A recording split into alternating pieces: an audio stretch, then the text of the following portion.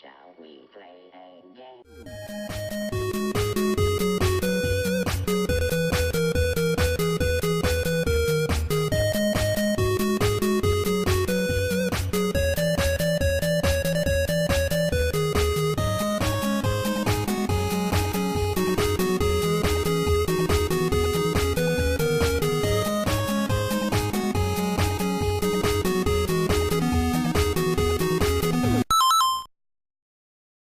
This is Press Pause, the gaming show on SuperFancom's. So, this episode is all about GameStop. I know. Cool your jets. They're not worth booing. Not when you got other people to boo at, like Bethesda. Anywho, we got a little something here about the fall and the attempted rise of GameStop, which, funny enough, my local GameStop, I have 3 relatively in my area, and the one in my town is doing a massive fire sale clearance out of nowhere, but they have the walls still set up. They're implying that this clearance is going to drop down in price further. I'm like, yes, thank you. But it also means that this could be part of this attempted research from them, which we'll go into after this little part here. So, GameStop's fall, where did it all begin? A lot of people will go ahead and go like, oh yeah, shitty return policies, all this other stuff. But according to Business Insider, back in 2013 actually, when Xbox One came out, and that immediately exploded them, because companies know that games does not profit anybody. They've tried to profit off of, we had EA do this weird little, if you bought the game used, you had to buy like an activation key, so, which immediately backfired on them and they stopped doing. So we ran into that, and then things only get worse from there. Do you guys remember when they tried getting into phones? Oh, yeah. Was it their Cricket service? Spring Mobile. So they tried getting in on a company called Spring Mobile, doubled down on it even worse, apparently. They were just buying out phone chains and paying top dollar for them.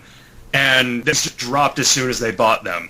It was Spring Mobile. Then they bought hundreds of storefronts from AT&T.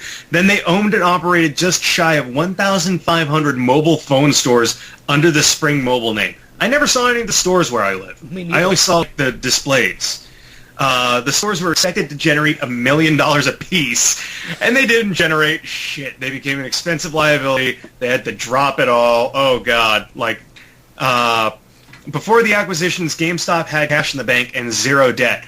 By 2018, when Spring Mobile was sold for $700 million, the company was swimming in debt. They spent about, an estimate was $1.5 billion buying these stores, $700 million in cash, $800 million in debt, and then sold it for $700 million. So from no debt and getting $400 million in cash to $800 million in debt and generating $300 million in cash. Wow. So last year, 2018, we're looking for buyers from private equity, but its suitors could not convince financiers that GameStop was a smart buy. They were at $16 a share late last year and trying to get interest from private equity groups looking to purchase the company, but they couldn't persuade banks to finance the purchase. Now, this was probably due to a lot of speculation. People didn't know what the next generation of consoles was bringing. Nothing had been announced yet. There was the announcement of the, I love the name for it, Spawnwave Media gave this one, the Xbox One SAD, or Xbox One S All Digital. Because everybody was going like, oh no, all digital's the future, all digital. These games are getting too big for Blu-rays. Look, I understand that, but you got people, actually a lot of people, who've been turning to limited run games for these indie games and stuff because physical copies you get to keep when the storefronts shut down. The first digital storefront to shut down ever was the Wii Shop, and that was just recently. And that immediately put a spotlight on the problem with digital distribution, because you don't own it. You only have it as long as the platform exists. And before then, we had issues with licensed games. Games like Scott Pilgrim, who are tied up between Ubisoft, the music rights, who apparently Anamanaguchi are just like, We got nothing to do with this. We want to see the game released again. But then Comcast because of Universal, Oni Press because of Scott Pilgrim. It's a big fucking mess. But anything like the Simpsons arcade game, all of those are licensed games, and you can't buy them anymore. So anyway, GameStop couldn't go private. The stock just fell out. So now they're valued at just a little over $5 a share. So they're only worth about $500 million, supposedly. But the announcements of the Xbox Scarlet and PlayStation 5, both of them have disk drives. Hallelujah! GameStop is kind of saved? We don't know. I mean, discs are their bread and butter, along with the fact that they sell the consoles. They are a video game retail store where people get to find out, is it good? Is it bad? Is this appropriate for my kid? If people actually give two shits. And so we're left with this new factor that in select markets, this new company, RGA, a global design innovation firm, testing out different types of store renovations that will focus on unique in-store experiences. And this is probably kind of similar to how Best Buy did some rebranding, and now when you walk into a Best Buy, you kind of feel like you're walking into the show floor of like PAX East or Consumer Electronics show or any of those trade shows. They have it set up very visually. And so each store is supposed to be an experience. One concept is there will be ways for customers to try before they buy. Another one seems to imply dedicated space for competitive play. Which is hilarious. Competitive sessions in homegrown e-leagues, which I found actually in my area. There is a local esports team. I didn't even know local esports teams were a thing, but apparently they are. And then the last conception is a location dedicated entirely to retro games and hardware.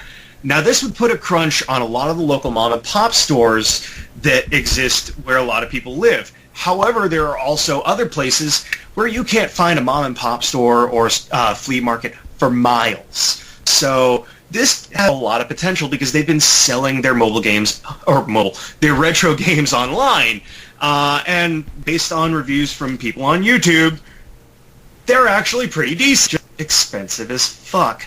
But that's also because the retro market, and by retro I'm talking GameCube and earlier, GameCube, PS2 era have shot up exponentially in value. They are technically truly retro now. I want to get a copy of Gauntlet Dark Legacy, one of my all-time favorites on the GameCube. It's $75. I'm pissed off. Because I have the box for the game, but I'm missing the disc somehow. But anywho, GameStop, what do you guys think about where they screwed up and where are they going from here? I feel like GameStop, it wasn't just like one thing that helped kill it. It was a multitude of things. Like I remember recently there was the whole Circle of Life deal that that pretty much made it seem like how evil GameStop was, like almost as evil as EA and greedy, and how they were essentially they were trying to convince many of their employees to lie, like on purpose, like, oh, we don't have a new game, but we have it used, and to like, because that was essentially their bread and butter. And I would actually see multiple videos about how certain employees would actually tell their horror stories, how their managers, because corporate force, put pressure on them, they had to lie and on purpose to customers, and then when the customer got angry, the manager would throw them under the bus and all that. So it was a ton of crap like that, and then of course you had retail like the in a nutshell. Retail in a nutshell. I mean, yes. To be fair, that's retail with a lot of places. Push that store credit card. But the whole Circle of Life deal and the fact that they would do it for you, I think it was also at the GameStop I always go to. I never experienced this problem, but I would always hear how, like, way earlier, you couldn't go to a GameStop without being harassed about trying to subscribe to some magazine or rewards, or two different sign up for the GameStop credit card, sign up for this, sign up for that. It was just just came off as, I guess, a lot of like, you guys are like really desperate, like just trying to make some money and such. And so it was just a series of bad images. Even I think in their best days, they still had somewhat of a shady appearance in the media, if that's fair to say. Probably. I mean, most likely due to all of the buyouts that just kind of happened back to back to back with Electronics Boutique and FuncoLand and what was it, Software Etc. and Babbage's. So they just kind of swallowed them all up and like overnight just happened out of nowhere. So that definitely probably left a lot of people kind of confused and a little concerned as well, because anytime buyouts and rebranding happens, you start to go, what's going on here? So I can see where the circle of life, I can see where the common retail practices of pushing things. I mean, I've worked for companies that did that sort of stuff. I worked for Hollywood Video once, where it was pushing the subscription plan, which really was only a good value to the people who had over $1,000 in late fees, but they were somehow still allowed to rent because they were the best customers. They were also the only ones gullible enough to buy into those freaking subscription plans. But that was always the pressure. Subscription plans, disc insurance, all that stuff.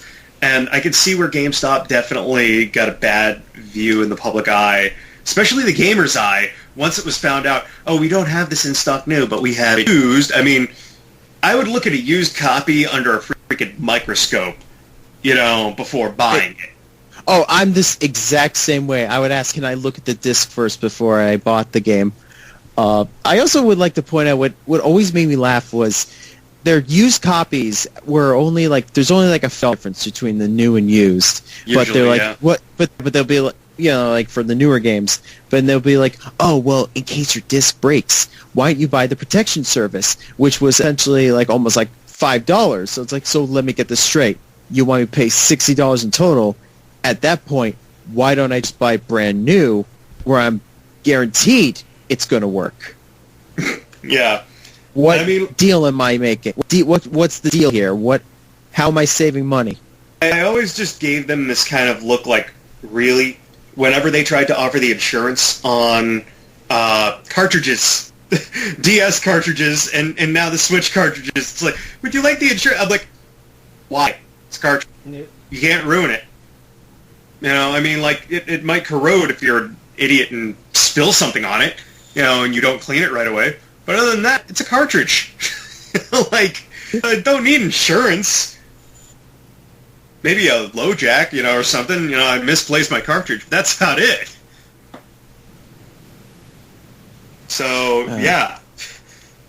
Bad impressions in people's minds. So, anything else you think might have led to it, other trying to sell cell phones? It could also, I think what it also was, they were just really crappy with sales or trying to make discounts or bring people in. Even for people like you and me who are still buying physical games or prefer physical games, you had sites like Amazon who would offer first day shipping with the game and such immediately, and they would and they get discounts, or at least I don't know if they're still doing it. They stopped the whole Prime discount, because that was my whole reason for pre-ordering games in the first place. Was getting that bonus 20% off on a new game. Okay, I got so pissed off when Best Buy canceled it, because I was telling because that was the main reason I had the Gamers Club, because I was actually able to get more games than I used to. And then of course there's just, and I find this one fascinating. I am not a fan of Amazon or Walmart, but Walmart literally carries new releases and evergreen titles, everything $10 cheaper. Even the Joy-Cons, even the Pro Controllers, everything $10 cheaper than MSRP. You can walk in there and get a copy of Mario Odyssey, Breath of the Wild, Splatoon, Pokemon Let's Go, even a brand new release like Marvel Ultimate Alliance 3, already $10 off at Walmart. Why would you shop at GameStop or even Amazon, when you can walk into a Walmart and pick it up at $10 less. I mean, well, that's what I mean. They weren't good at making competing prices. Yeah, like especially during like the holiday seasons, like Black Friday. Like, if I wanted a video game on Black Friday, GameStop was at the bottom of my list because like you have Best Buy would be like, oh, get this game for like $30 or $20. Best Buy, like, oh, buy this game at full price and you'll get this little figure $10 off. Yeah. I mean, one of the things that wasn't mentioned in the Business Insider article was bought Think, which recently underwent. They just shut the site down and sold everything off. It's gone? Yep. They shut ThinkGeek down. As a result, that's why I think that like my GameStop location, which was heavy on merch, the walls are much cleaner looking now, more organized, less of a clusterfuck. It looks less like a Hot Topic.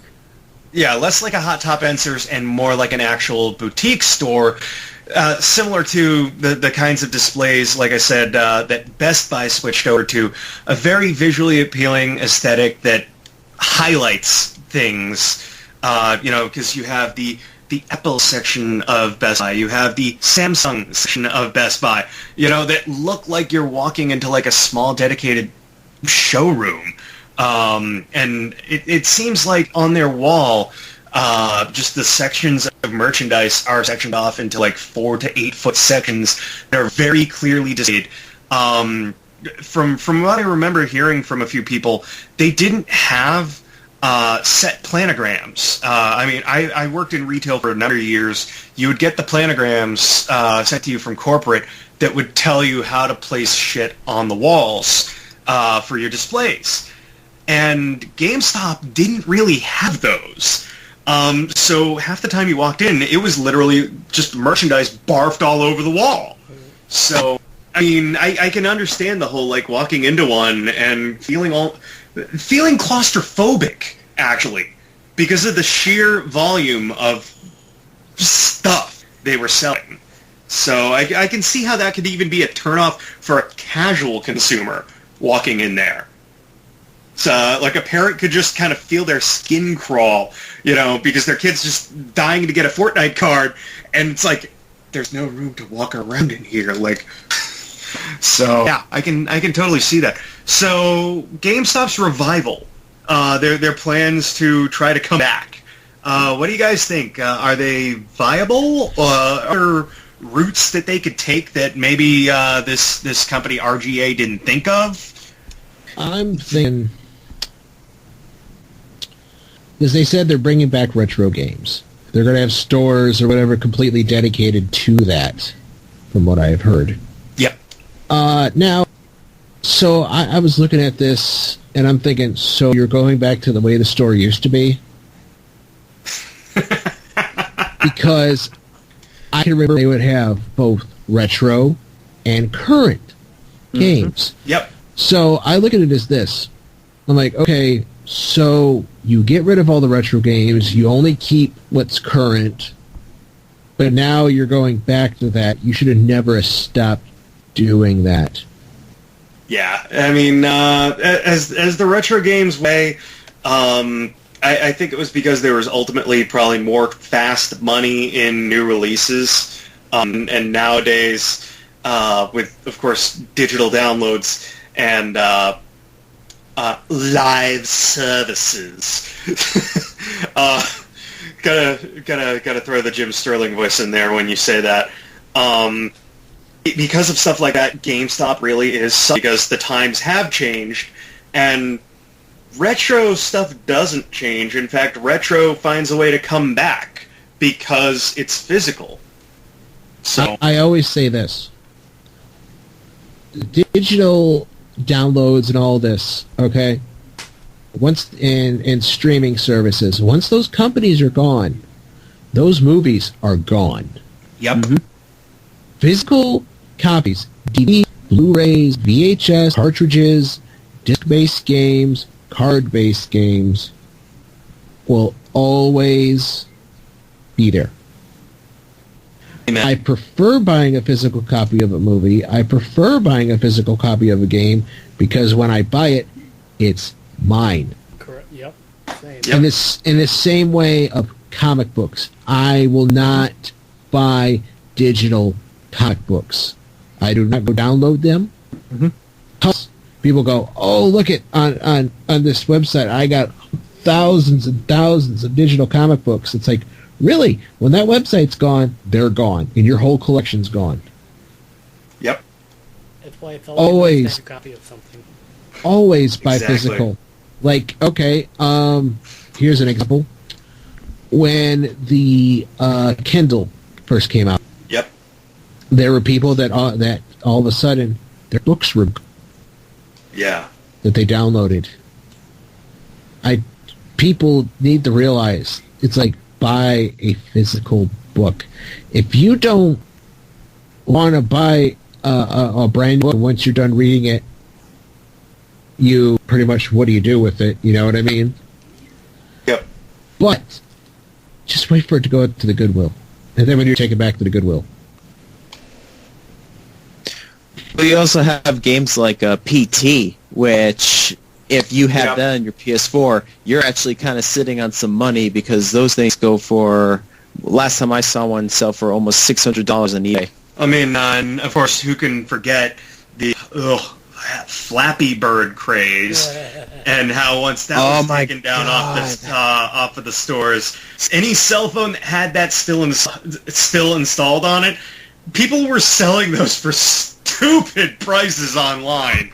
You can play Flappy Birds at Chuck E. Cheese. Yeah. How they get away with it, I have no freaking clue, because it's literally a clone of the game that got taken down for basically stealing Mario assets. Yeah.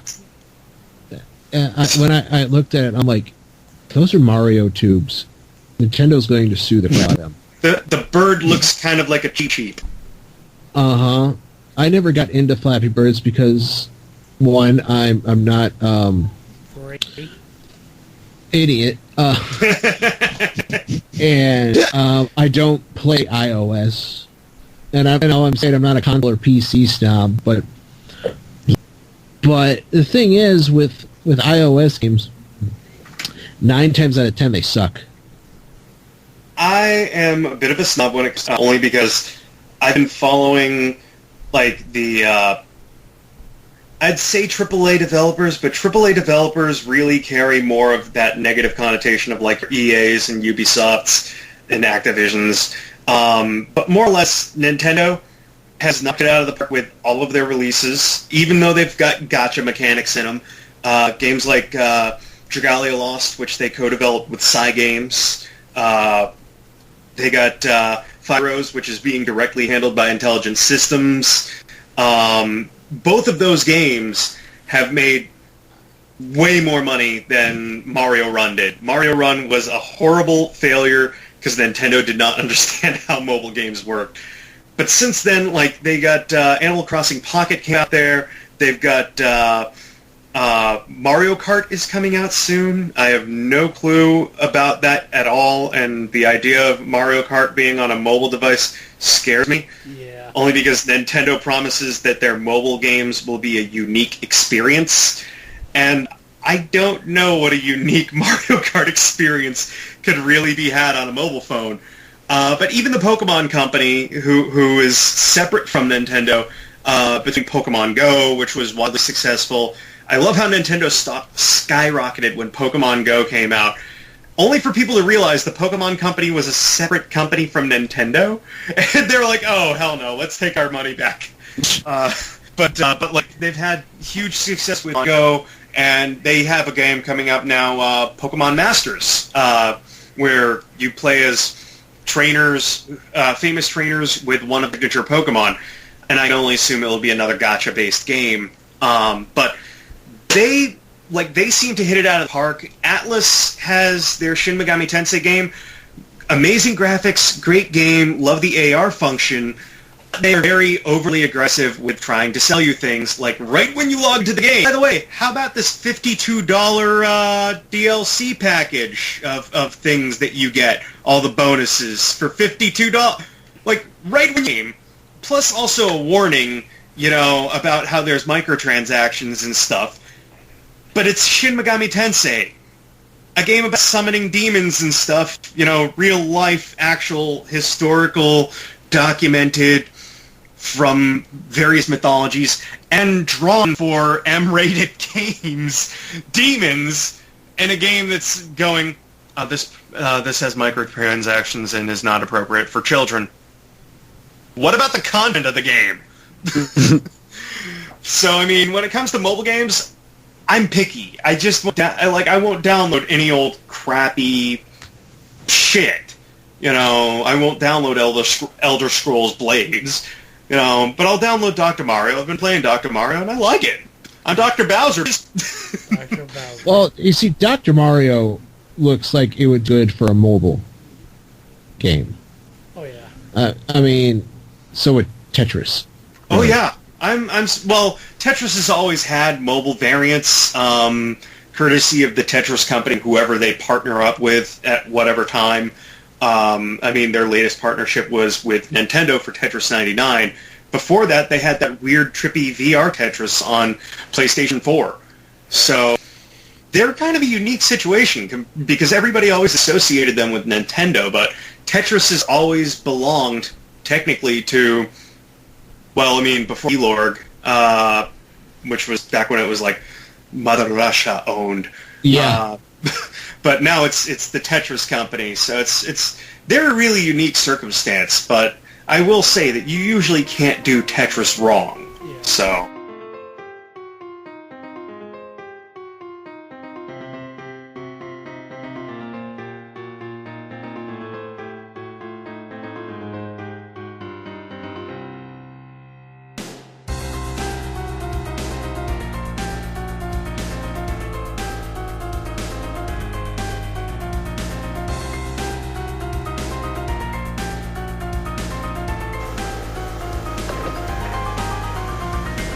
pressing pause on the show that is in the middle of your pause game. It's Retro Rick here to tell y'all that I hope you're enjoying this episode, and if you like what we're doing and want to support us, swing on over to one of our affiliates like J-List, where you can buy imported goods from Japan and use our reusable code to get 5% off your order.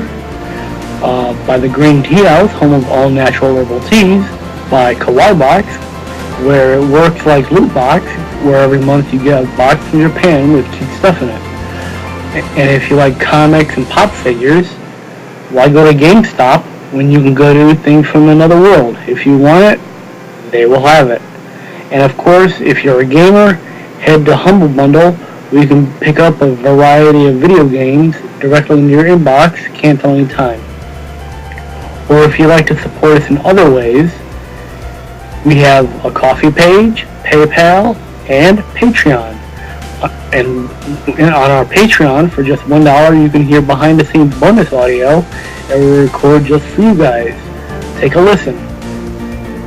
Talking about what we want the next of Archer to be. Archer in a coma for just years now. If that's I think anything around. I thought the rumor. Yeah, That's but what he the wakes season's up. like. But he wakes in one season of him awake again, and then they find another reason to put him back in a coma. Like, this is like the second coma he's been in. But if they're gonna keep putting him in a coma, I want a coma where his brain is, like, actually dying, and I want them to do, since their whole thing is, like, 80s ripoffs, I want them to do a Tron spoof. Oh, God, yes. Where they digitize his brain, and it's a two-part story of a digitized version of him, like a Tony Stark Iron Man AI, that Krieger puts him, like, establishes for him, and they parallel that story of him and the rest of the group, along with his mind dying in this Tron computer, and the ridiculous things that happen and parallel the two stories together, because I think that would be fucking spectacular. Like, if their whole thing is just we're going to keep putting him in a coma whenever we run out of ideas, so we do a ridiculous season, I want a Tron season.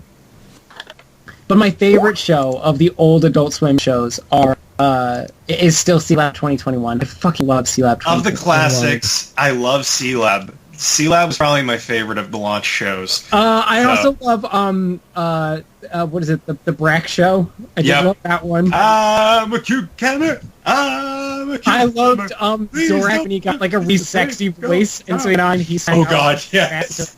I have that song on my phone, and I listen to it when I'm angry. That's just great. That's all for me, and now I'm almost out of live, so I return you to your regularly scheduled show. We got the whole retro market, definitely a good chance. How about this whole Hangout for Gamers concept that they're trying to push? Or the try before buy? I don't see happening. I already have Hangout that essentially invites gamers. They're trying to be like the hip. It seems like they're now trying to be like the hip, cool place, and it might attract some people if it's executed well. And it's a big if. They could maybe pull it off, but many people are, regular gamers are going to see this as, okay, now you're just trying too hard, and they're going to just go to their regular Hangouts that they already have already. Yeah, it'll be like FYE Games. GIF, remember FYE Games? Of course I remember FYE Games. Yes. Yeah, I mean, them trying to turn themselves into a hangout is like when McDonald's tried to turn itself into a cafe. Yeah. It doesn't really work that way. You can rebrand yourself however you want, but unless you drastically change and suddenly you are a sit-down location and people happen to buy stuff, cool. But if you're going to continue to crap at them, then you're just a store that has places for people to sit. At which point you're defeating your own purpose because people will just come in there and hang out and not buy shit. I already am part of a group that plays board games and video games. They're called the Black Swamp Gamers. We have our own facility. It's our own clubhouse. Yes. We rent it out. It's $100 a year to be part of this club because basically a storefront. And we've had people walk in thinking it's right because we have games everywhere on shelves and stuff, video games and systems put up and stuff like that. They'll come in off the streets and they'll think it's a store, and then they'll walk up. Where's you guys' cash register? We just look at them and we go like, "We're not a store." Then what are you? We're a club. This is a clubhouse. Would you like to be a member? They're like, no. I'm like, then why are you in here? Get out. Yeah. This is private property. This is not public property. I can see two different things going on. The try before you buy aesthetic will be great if they can focus on games that do not get demos. They have to be very freaking choosy about what they're displaying for that sort of thing. Have some hot titles in there, but demo kiosks are a dime a dozen. I mean, really, Nintendo's the only one that has a playable demo kiosk in stores like Best Buy and Mart anymore. Target. And Target. They're the only ones playable demos in big box stores. But you got to be very choosy about what you put on for the demos, in my opinion, so you can get people's attention to buy those games. Because people will always buy your NFLs, your NBAs, your WWEs, your Call of Duties. People will always buy those, because humans are creatures of habit. But everybody will look at, say, an indie title, they should go all in my opinion, on all the small companies, your limited run games, your signature edition games. Those guys, they should go all in on them because, yes, it's niche, but that has been printing freaking money and just publicizing. I mean, they did it a little bit with Borderlands 1 of the Year Enhanced on PS4. Only way you could get a physical copy was GameStop. So, and I feel like that should definitely be a focus. As far as the Hangout concept goes, if they try to become a all-purpose gaming store and carry retro games, current games, say card and board, have a little bit of that. Don't go overboard. Try to be true that pick the stuff that actually sells, and isn't a shelf warmer for 2, 3, 4 years. Because I saw that in another place that I worked at that sold those kinds of games. And do have a small little designated play area, because that was one of the things that did kind of hurt the little retro toy and comic game shop that I worked at was there was no place to play. And so a lot of the board games just kind of was on shelves for free. You miss Big Chungus? But it's done right, an old game shop.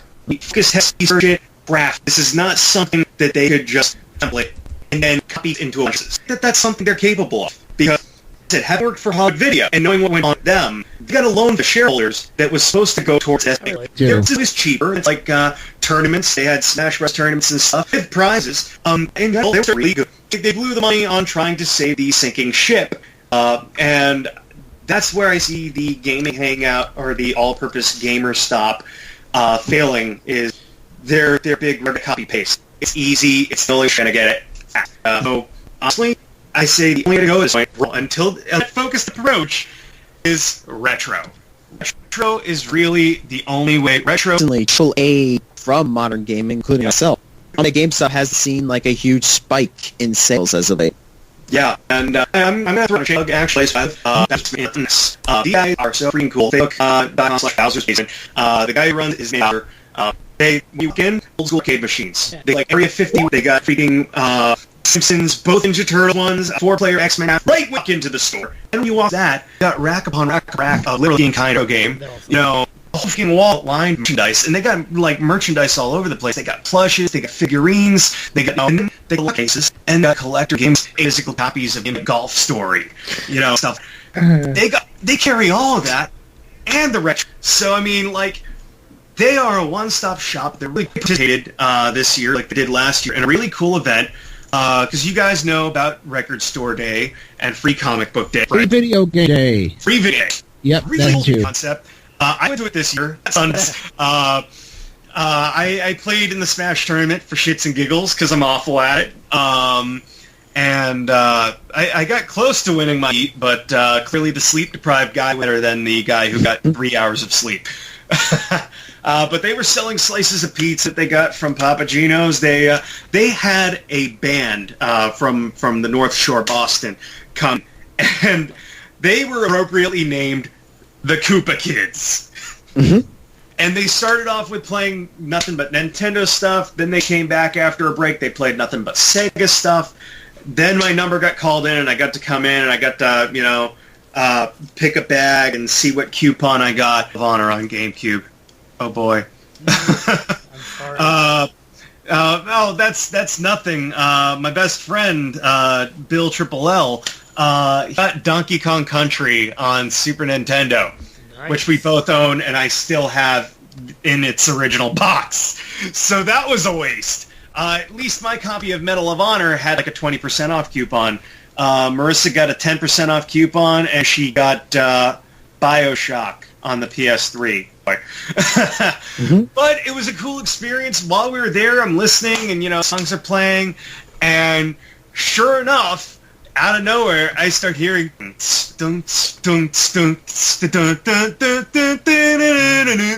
I'm like, oh god, really? And I'm just going, they're gonna play the Moon theme next. I know it. How can you not do that? You just played DuckTales. Sure enough, I'm like, yes, these guys rock. It was a cool experience. And so, Bowser's Basement in Taunton, Mass. They're an awesome place. Check them out on Facebook. They post some really cool stuff. They partner up with places, do retro gaming nights at bars and everything. Really cool. If GameStop follows in that kind of gaming store's footsteps, they will be successful. If they do that, I have a feeling, they can get by with their merch / new game stores and have their retro stores. And I feel that the retro stores will be more profitable. Same GameStop. That's my take on it. But with a Twitch channel and a upcoming late night show for Twitch. So what do I know about business and marketing and reach by having worked in all of that? All right. Moving off GameStop real quick. Hey, Gif, do you want to rant about the National Pokedex real quick, or anything? No, my issue isn't the National Pokedex. Not in its current state. It's whatever. I mean, at some point we all knew it was going to come down to them having to make decisions, and they'll find ways to intermingle the Pokemon in however they see fit. God knows there's enough fucking out that they'll squeeze them into. My issue is just that the games look sub-fucking par. Especially for for a Switch. Yeah. Cool. Yeah, for a Switch game, they just look...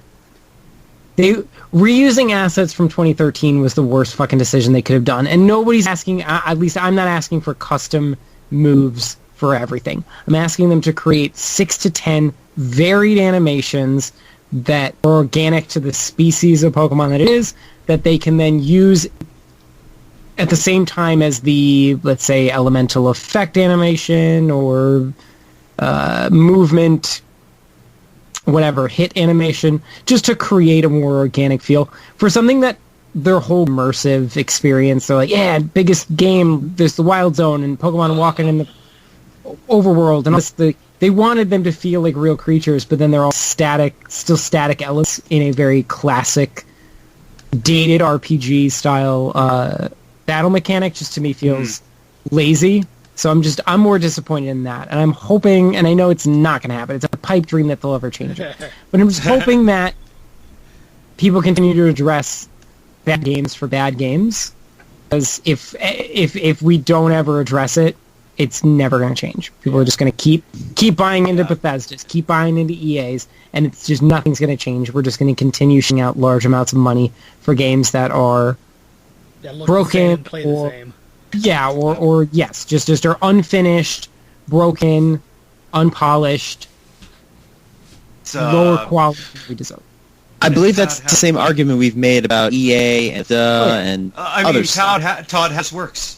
You know, we knew it was broken, but I mean, that's how games come out nowadays. Is, you know, you put them out and then you fix it and then people like it. You know, it's like I personally want to shake the hand of the guy who sent Todd Howard that box of pins.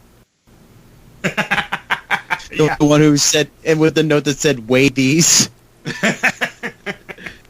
I'm still surprised there wasn't a lynch mob at E3 for him, but I mean, let's face it, the executives are all saying stupid stuff these days. That's why I'm going to be doing the late night show, because it's just so rife to be made fun of.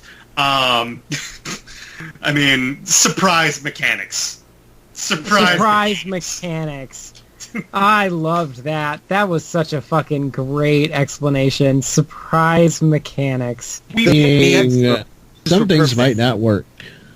No, Your Honor, I didn't murder him. It was a surprise funeral. We've yet to get those kinds of explanations for things from, say, Pokemon Company. We know Nintendo will never do that. Like, that is something because, let's face it, I mean, the arguments always come back. Miyamoto's argument about a rushed game is always awful, you know, or Satoru Iwata taking pay cuts. Things like that, you know, always get brought up. That is how a business is run. Yeah, not in America. I mean, like, Pokemon Company, we know what's going to go on with them, with the future. I mean, I'm not hurt over the National Dex thing. I've never really gone and tried to catch them all. Yes, that's my thought. People want to complain about the amount of time it takes to maybe make the characters. After seeing this Gigantamax, like the next level that you can do with this thing, which is kind of like Mega Evolving Mega Max Pokemon or whatever, I've lost complete and total track of that shit. All I know is that little, you know, floofy dessert thing becomes this gigantic 20-tier wedding cake, and I'm like, and it sounded like they said that every Pokemon will be capable of doing this, and when I heard that, I went, did nobody hear him say every Pokemon will be able to do this? Because right there is saying the equivalent of every Pokemon gets a Mega Evolution or something like that. That is a lot of work. So I say focusing on new Pokemon and just Pokemon that would exist in that area is a good thing, because there is point over 1,000 if you include the forms and the mega evolutions and the regionals and all this. There's too many. I mean, like, I look at it now and go, I don't get it. I don't know. Kids can talk about Pokemon and I will be legitimately lost. If they did not make another Pokemon, not a game, but Pokemon character ever again, I'd be fine with that. Yeah. I mean, there was so much. There's what, over 1,000 now? It's got to be, like I said, with the forms and the mega evolutions and all that stuff. Like, they've definitely cranked up, at least 1,000 unique characters. I think there's over 900 Pokemon as of Sword and Shield. They did not break the 1,000 mark, but they have drawn over 1,000 different creatures. I'm a Gen 1 guy. I mean, I was at that age when Pokemon came out that I was just old enough, or young enough to really appreciate it. Yeah. And now it's too. I was like probably in the 6th grade when it came out. Oh yeah. I'll tell you, hold on, I am. Remember, do you guys ever get the rest of VHS? Yeah. That was how I first heard about Pokemon. I still have my Nintendo Power issue from a year before Pokemon came out, talking about Pocket Monsters Red and Green and the Pocket Monster craze in Japan. Yeah, that issue. So, I still have my VHS of the every single one that they put out for Nintendo Power. So, the Hot News 64 one that had like Banzooey and Jet Force Gemini, I think, in it. Yep. Then before that one, it was the Star Fox one, which was absolutely amazing. I love that video. Oh, the plumber boy gets it. And You then didn't tell him about the Rumble Pack, did you? No, Paul. What? You just did. that was such a good one. Although I still also love the Donkey Kong Country one with the really that one is like the epitome of 90s video. The editing, the freaking the music, the way the guy's dressed and kind of looks and sounds like Pauly Shore. So we got banana cream a la mode, bananas au gratin, bananas Foster. He's at the cafeteria. Like, that video alone was one of my all-time favorites. So, have you guys ever seen the video? And this was only given to people that, like, at stores, that own stores or whatever, they had Nintendo displays. You guys ever see the video displays with Jake? Jake. I don't even think I know about that. There is a video out there, and it is on YouTube right now. Mm-hmm. And it's this gingered mustache guy. Real dorky. And at this time, this is when the SNES first came out. It's him going over all the displays that Nintendo had out in stores. I mean, like tabletop displays, tower displays, demo video displays, the SNES displays, the NES display, Game Boy displays, everything.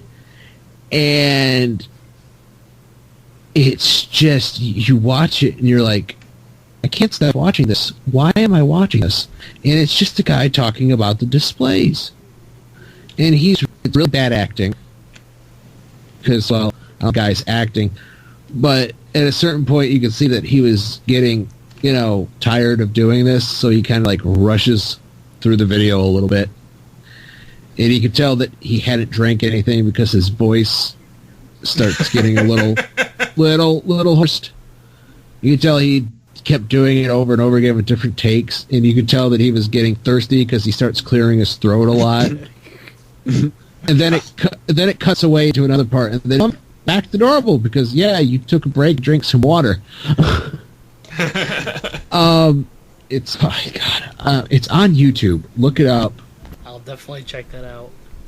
It's really quirky. It's a VHS rip. Now, I don't know how the guy got it, but it is a Nintendo of America video that was distributed out to people or given to people who had stores that sold video games. So, like, Toys R Us got this. Every person, manager or whatever that ran Toys R Us, middle manager, got this video. People at Funcoland got this video. Target, Walmart. Oh wow! You name it. I'll definitely check that out. I want to see that train wreck. Yeah. That sounds like a riff video. Yeah, It's not. yeah. It is a very well riff video. It's nothing like wacky, or it's just this one guy being followed around with a camera, talking about the different displays, and he looks like he would be your science teacher. Dead serious. All right. I think it's time to wrap this up. Final thoughts, Jace. So yeah, GameStop does have the potential to be saved if they actually work, which they probably won't. Pokemon, I can only hope that maybe we'll get more detailed animations with time, probably with the next potential stadium-style game, because they're still trying to figure out how to use this Pokemon Home thing for people to bring their Pokemon from one thing to another. Yeah, I mean, let's face it, retro shit is always good. Yeah, it is. No patch necessary. Yep. And with Shaggy Blanco, I think that's time to return to your video games. So, thank you for listening to Press Pause. I'm Retro Rick, along with Jace Diaz, Deej, Billy Carter, and Fanboy GIF. Keep playing those video games. We'll be back with another episode later. You know me, the fighting freak Knuckles, and we're at Pumpkin Hill. You ready?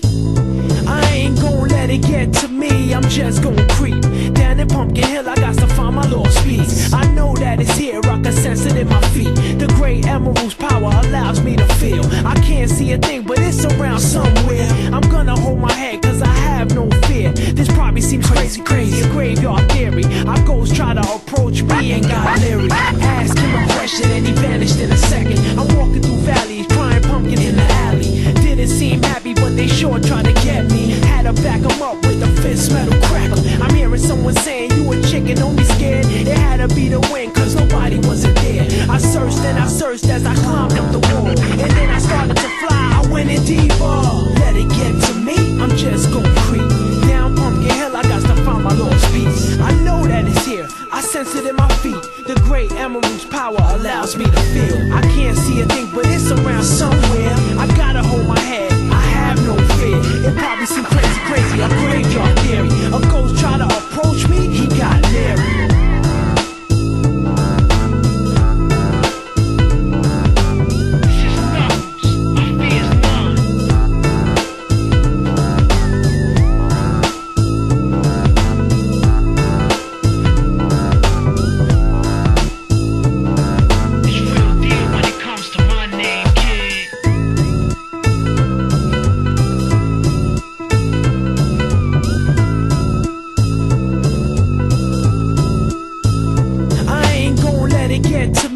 Just gon' creep down in Pumpkin Hill, I got to find my lost piece. I know that it's here, I can sense it in my feet. The great emerald's power allows me to feel. I can't see a thing, but it's around somewhere. I'm gonna hold my head, cause I have no fear. This probably seems crazy, a graveyard theory. Our ghosts try to approach me and got leery. Ask him a question and he vanished in a second. I'm walking through valleys, crying pumpkin in the alley. Didn't seem happy, but they sure tried to get me. Had to back them up with a fist metal crackle. I'm hearing someone saying, you a chicken, don't be scared. It had to be the wind, cause nobody wasn't there. I searched and I searched as I climbed up the wall. And then I started to fly, I went in deeper.